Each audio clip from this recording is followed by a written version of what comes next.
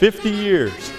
50 years ago, I was playing football right here on this football field in this stadium. 50 years seems like an eternity, and it seems like a second. It's wonderful memories, wonderful friends that I've made, and teammates and classmates that I'll never forget. Of course, behind me is a stadium that many people sat and cheered for us and helped us win 9 football games that our coaches didn't think we could win, and I don't even know if we thought we could win, but we did. We had an unusual year, a year that probably the only game in the history of high school football has ever been played on a Tuesday night. But we were involved with the playoff to enter the LHSAA football playoffs. And we had to beat Gina, which we did. But I thought I'd just take a minute to say what a pleasure it's been to have played here, to have played on this field, to have been a part of this program. And I know I'm not the only one that would stand here. If I could get hundreds of people that played through the years, that have played football for the different coaches, that could stand here and say the same thing.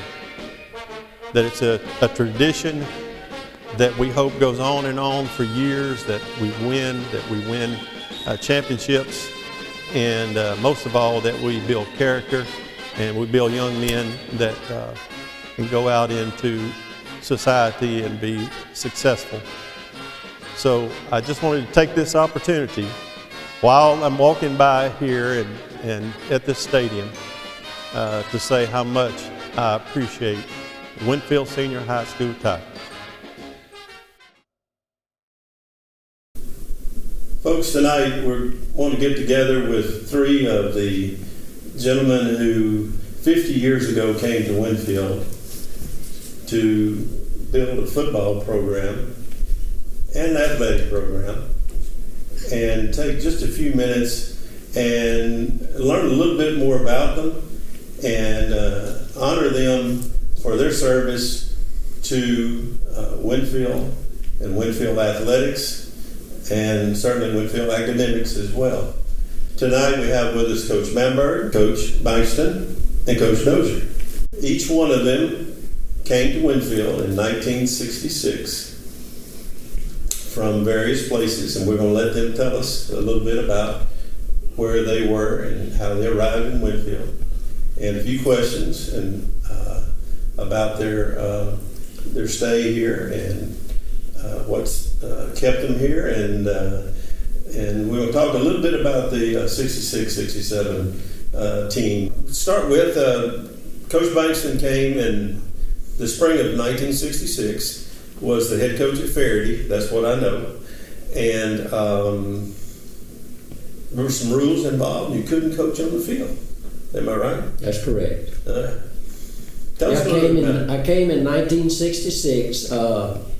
This job opened up in February of 1966, mm-hmm. and I got a call about this job, and of course, my wife being from Winnfield, as most of you know, mm-hmm.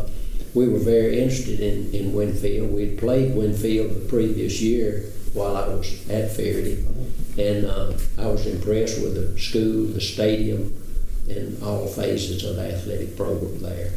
And my wife being from Winnfield, we were very much interested in moving to Winnfield and raising our family in Winnfield. Excellent. And so I had a friend call me, and then Mr. Crow, who was a principal, called me, and so I came over and interviewed with him, and he recommended me for the job, and I was hired in I guess February or March of 1966. Mm-hmm. And of course I couldn't come at that time because they didn't have an opening at Winnfield High School at that time. And wouldn't have until the end of the year. So that being said, we had a rule, a state Louisiana High School Athletics Association rule, that you could not participate as a coach in spring training unless you were employed by the school. So we had to start thinking about how we were going to do this and how we might get a step ahead in coaching the team that we were going to have the next year. And at that time, I didn't have these two fellows here with me at the time. So, but between the time that I was hired and we had spring training, we hired these two fellows to come with me. Oh, I didn't know that. But I was there. They were busy at their jobs, and I was busy at Faraday. But they let me come to Winnfield every day. At about 1 o'clock, I left Faraday High School and drove to Winnfield during spring training. And I want to say a special thanks to Coach Thomas Strawn and Bob Edwards. They did that for me that year. And they took the team on the field, worked with them diligently. Coach Dozier, you were hired, and Coach Bamberg that spring. Y'all actually were. It doesn't matter which one of you. Where were you in I was in my 4th year of coaching, and my primary interest up until that point had been basketball. And I was young enough and foolish enough that I had 2 really good years in Tallulah, and I left there and went to Benton and rebuilt the program. Had 2 really, really good years there. And I thought that Adolph Drupp could be my assistant coach, and then I didn't think about hiring him. But we went to Benton, and of course back then Benton was a Class B school, and I was thinking about maybe moving or looking to move to a bigger school, and I came home one afternoon, and my wife Jeanette said, "Do you know a guy named Tommy Baxter?" And I said, "I don't know him personally, but my parents live in Faraday, and I know that he's the football coach in Faraday, and they have a real, real high opinion of him." And she said, "Well, he wanted you to get in contact with him." So I called Tommy and came down, and we visited, and I looked at the spring film and the spring film game, and we talked about that, and he basically told me what he wanted me to do, and in my part with the football program. And I was still thinking at that time that I was more of a basketball coach than I was a football coach. But I realized that August the 15th, when we walked out on the football field, that I was a football coach. I was a bona fide football coach. And I worked at it really, really hard to learn everything I could learn. And let me say this, from a technique standpoint, from a teaching standpoint, I've coached with a lot of coaches in 50 years. None of them can touch either one of these guys. When you take an average kid or a below average kid and teach them, I always laughed and said, they could take those kids on that level and bring them up, but if you give me a star, I could really make him a star. Coach Dozier, where were you at?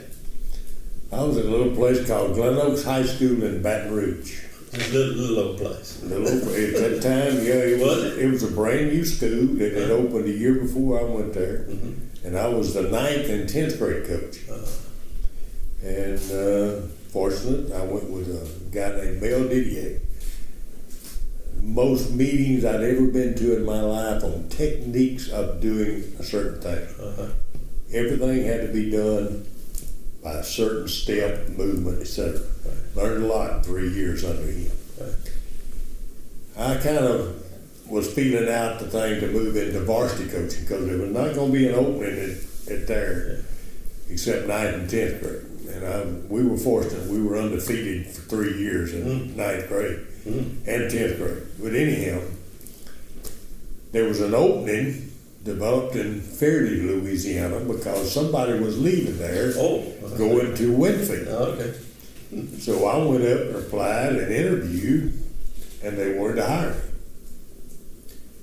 Fortunate for me, they did not have the teaching opening at the time. Oh, my goodness.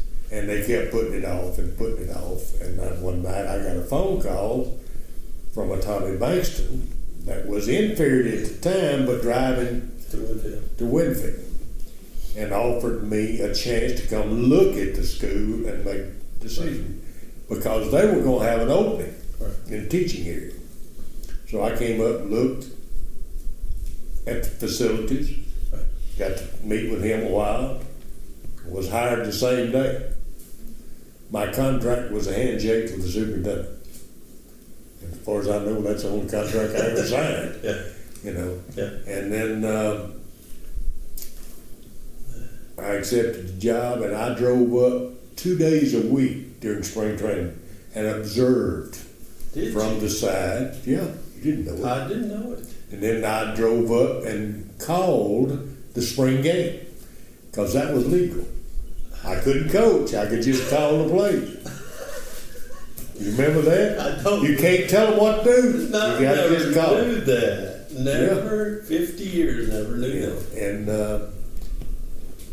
they would let me off at 11 o'clock, and I would drive from Baton Rouge to Winnfield, turn around and drive back that night, and be in class the next morning. Oh, my goodness. Which was good training, because I was fixing to go under him with coaching. And we moved up. That summer I was in graduate school in LSU, going part-time for a master's. And we went that summer and drove up and started meeting in August. 1st of August with the coaches. Great. Have enjoyed every minute of it. Excuse me. There are a few minutes that I didn't really enjoy, but the coaching part of it I've enjoyed here. Well, let me ask, just for my sake, because I of course, Coach Bankston coached me, my position, but you had wide receivers and defensive ends. Defensive ends. That first year. And Coach Bankston had running backs and quarterbacks.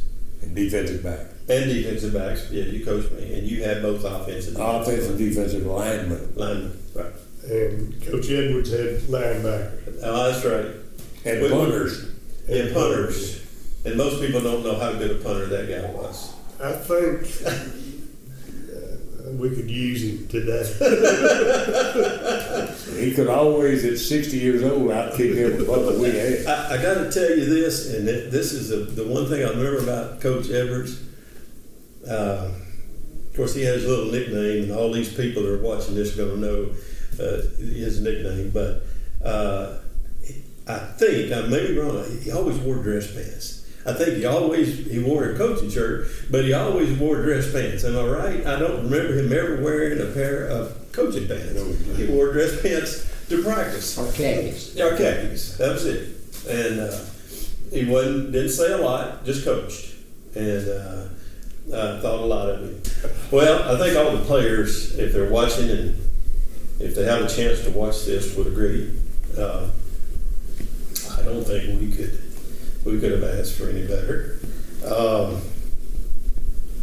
How about what kept you here? What kept you here for so long? I know you bound to have other opportunities, Coach. You did great, had great records, and turned out a lot of great athletes. Were you asked to go other places, or just decided this is going to be home because this was the place where your wife was from here? Well, Rick, I thought I would be here and coach for 40 years. That's what I thought. That's what you thought? Yeah. And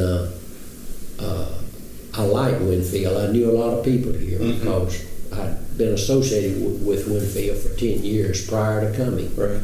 And with my wife. And I knew a lot of people, all good people, hardworking people. And they had a very good school. The churches were good. The community was good. Strong academics. Strong academics in the school. Great teachers. We had a wonderful faculty. Oh, yeah. I mean, I've Teacher. never Yeah. seen a faculty like No. we had out there at that time. Never. Y'all were so fortunate. Oh, there. yeah. Of course. And we when I came, I thought I wanted to stay and coach for 40 years, but you know things change. Sure. I was the head coach for 4 years. Well, as you know, Mr. Crow resigned and moved to Arkansas, and we had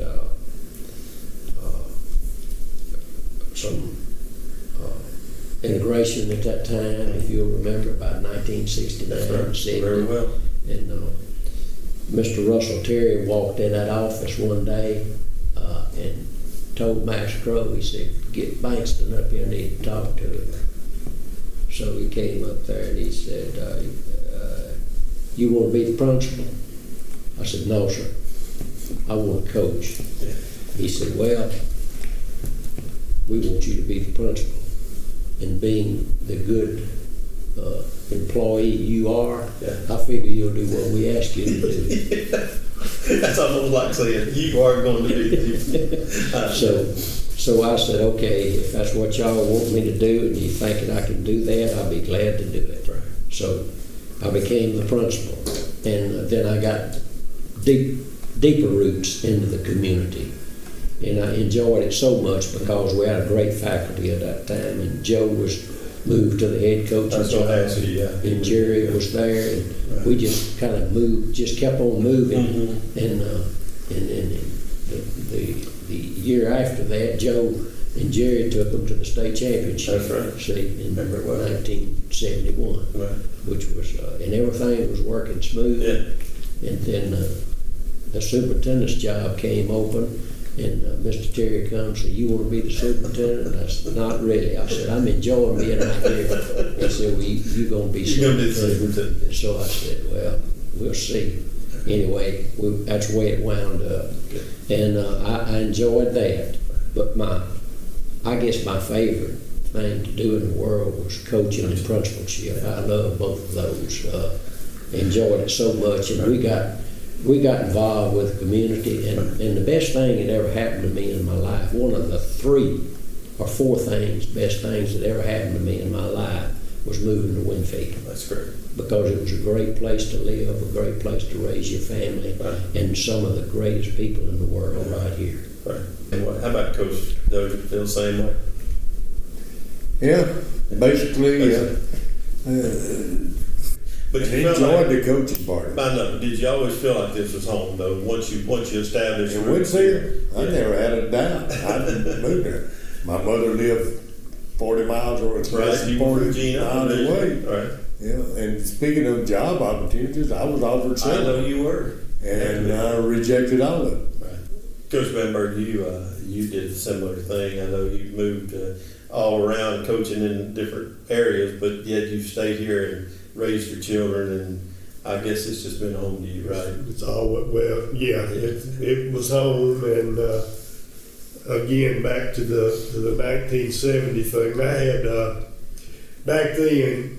If you started your master's, if you didn't complete it in a certain number of years, you lost the hours that you started with. Well, I got in that situation, and so I went back and finished the master's degree. And again, the phone rang, and it was time. And he said, "You want to come back to Winnfield?" And I said, "I imagine." And he said, "Well, come on over here." He said, "Hadn't nothing much changed. The money's the same. Everything about the same." And I said, "Well, if the good things hadn't changed, that's worth going back for." Right. And then when we got ready to move, my youngest child had just been born, and Jeanette said, "Rhonda's fixing to start school, and if we're going back, that's where we're gonna stay. Right. She's gonna start the first grade, Right. and that's where That's she's what gonna she's graduate.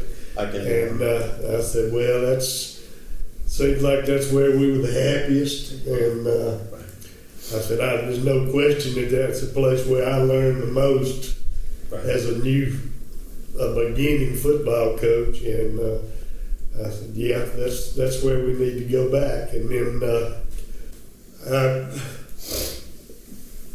went on and left the coaching and went to when Joe retired, I took the head coach and football job, and then I took the assistant principal's job, which I kept for a long, long time. And then essentially the principal's job. But during that time, I kept coaching, even though I was the assistant principal. I was always involved in I think you would coach. in coaching. It wouldn't matter where, And when. if you go out there fourth block, third block, Monday, Yeah.